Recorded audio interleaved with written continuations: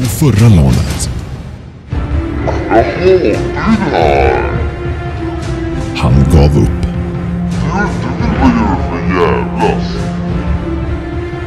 Han kallade oss idioter.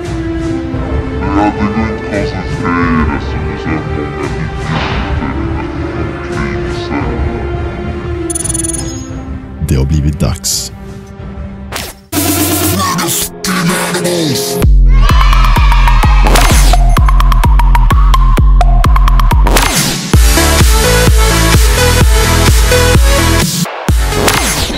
Vi står här på Eternal Connection 4 och mitt namn är Derfmau. Vi har med oss gamla frontmannen Frans. Alltså, jag vet inte vad jag ska säga. Jag hatar det här. Jag blir bara så förbannad.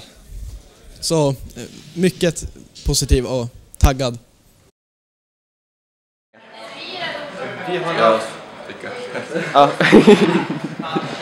Vi har hittills har vi hunnit med 2 stycken turneringar. League of Legends och Timo-tävlingen kan man väl säga.